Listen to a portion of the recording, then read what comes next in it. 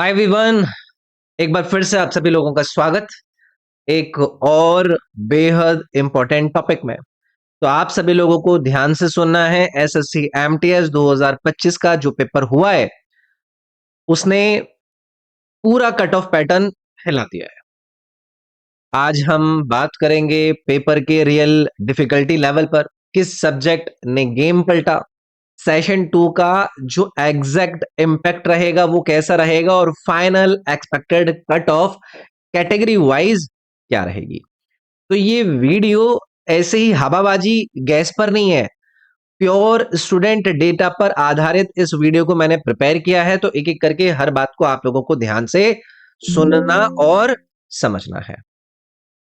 तो एनालिसिस का जो बेस है वो आप लोगों को समझना है। तो कट ऑफ मैंने जैसे कि आपसे कहा कि वो मैंने हवा में नहीं निकाली, ये तीन चीजों पर डिपेंड आपकी करती है।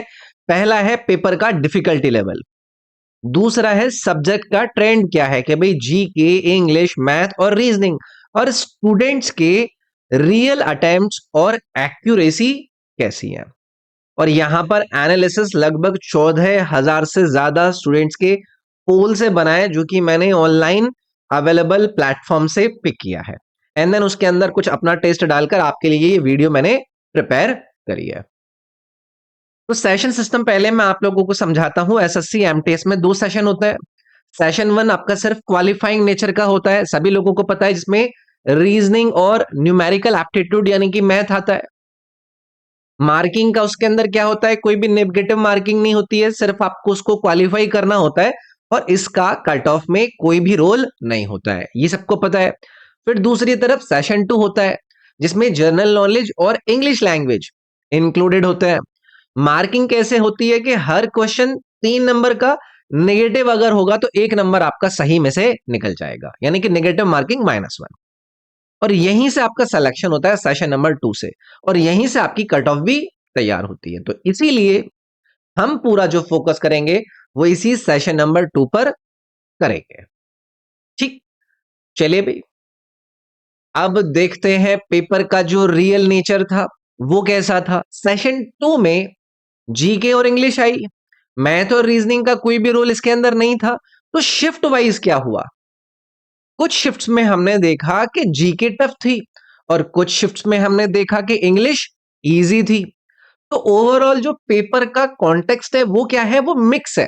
इसका मतलब क्या, सबका पेपर सेम लेवल का नहीं था, और इसी वजह से नॉर्मलाइजेशन बहुत बड़ा फैक्टर यहां पर अपना अदा करेगा। नॉर्मलाइजेशन के बारे में तो आप लोग जानते ही हैं।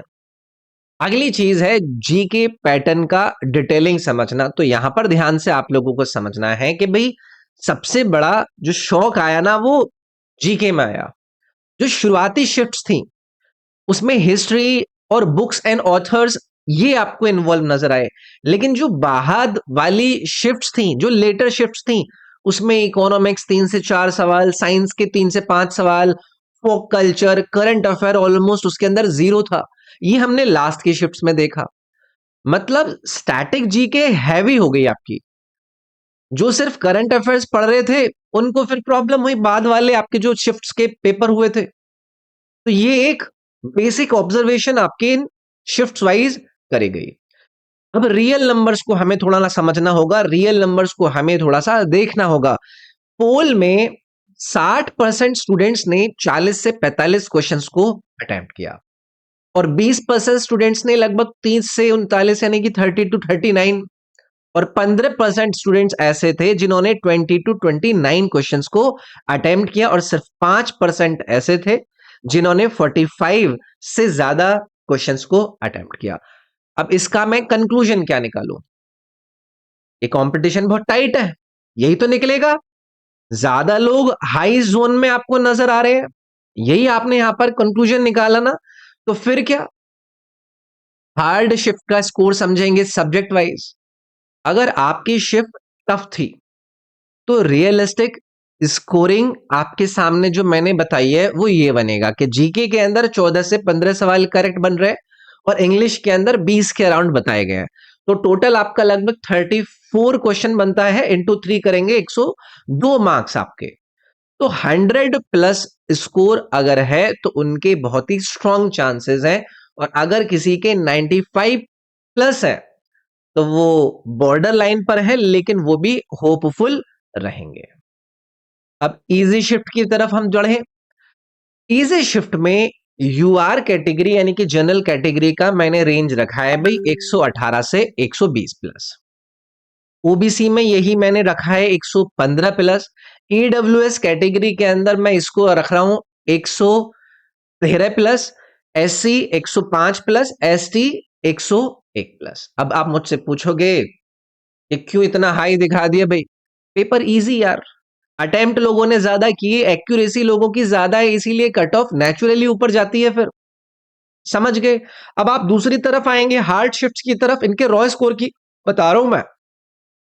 हार्ड शिफ्ट्स में मैंने यूआर यानी कि जनरल कैटेगरी को रखा है 102 plus. OBC 100 plus. EWS 98 plus. SC 94 और एसटी 89 प्लस। और यहां नॉर्मलाइजेशन फायदा देगा, ये भाई सबको क्लियर रहा होगा। तो टफ शिफ्ट्स वालों ने मार्क्स को आप देखोगे कि उनके बूस्ट होंगे। ठीक, अब क्या, स्टेट वाइज आपको प्रेशर समझना होगा। बिहार, यूपी, दिल्ली, राजस्थान और हरियाणा एंड एमपी, यहां पर एप्लीकेंट्स ज्यादा है, कंपटीशन ज्यादा है, इसीलिए इन राज्यों में कट ऑफ हमेशा आपको ऊपर ही नजर आती है। ये सभी को पता है। तो मैंने सोचा इस डेटा को भी एक बार आप लोगों के सामने पेश कर दिया जाए। अब रिजल्ट प्रोसेस हमें क्लियर कर लेना है। यहां पर प्रोसेस सिंपल है। रिमेनिंग एग्जाम्स जो इन्होंने एक दो कैंसिल कराए थे, उनका कामकाज भी इन्होंने लगभग सेट करवा लिया है। आंसर की आएगी, ऑब्जेक्शन आप लोग फाइल करेंगे। ऑब्जेक्शन के बाद आप लोगों का जो आपका रिजल्ट है वो आपके सामने पेश करा जाएगा। अब इसके बाद आप लोगों को क्या करना है, इस वीडियो का कमेंट सेक्शन आपको यूज करना है। अपनी शिफ्ट बतानी है, आपने कितना अटेम्प्ट किया है, आपका एक्सपेक्टेड स्कोर कितना है, वो चीजें आप लोगों को जरूर अपने कमेंट्स में शेयर करनी है। फाइनल जो कंक्लूजन है, मैं आपसे इतना कहूंगा कि सिलेक्शन एक एग्जाम से तो होता नहीं है, कंसिस्टेंसी आपको बनाए रखनी होती है। अगर इस बार कम रह गया तो अभी से 2026 के एसएससी एग्जाम्स की प्रिपरेशन हमें स्टार्ट करनी पड़ेगी ना, तभी तो आप अगली बार अपना नाम देख पाओगे ना कि आप लोगों ने अच्छा किया और आप लोगों को जो चीज चाहिए थी वो आप लोगों को मिल पाई। तो ये थोड़ा सा मेरी तरफ से आप लोगों को कंसिस्टेंट रहने के लिए एक मोटिवेशन था। आई होप इस वीडियो में मैं थोड़ा सा प्रोडक्टिव आप लोगों को प्रोवाइड कर पाया हूँगा। मेरे को बहुत सारे मैसेज आ रहे थे, सीजीएल की कट ऑफ बनाने के बाद एमटीएस की कट ऑफ को लेकर चर्चा चल रही थी, वरना मैं ज्यादातर ऐसी चीजों पर टाइम लगाना नहीं प्रेफर करता हूं। आप मेरे इसी यूट्यूब प्लेटफॉर्म पर जाओगे तो मेरे लाइव सेशंस में आपको फाउंडेशन जीके का कंप्लीट सेशंस नजर आएंगे लगे हुए, ल्यूसेंट जीके का कवरेज नजर आएगा, मेरा ध्यान उन्हीं पर रहता है। बट चलो एनीवेज, आप लोग कमेंट जरूर कीजिएगा। किसी को मुझसे पर्सनली कनेक्ट करना है इंस्टाग्राम पर रॉबिन SIRG, मैं यहाँ पर लिख देता हूँ। मेरे जो इंस्टाग्राम का यूजर नेम है ROBINSIRG, इस पर आप लोग मेरे साथ कनेक्ट कर सकते हैं। तो इसमें इतना ही, भी मिलता है नेक्स्ट में। Thank you, take care, bye bye. इस वीडियो को लाइक जरूर कर दीजिएगा, चैनल को सब्सक्राइब भी कर लीजिएगा। चलिए बाय।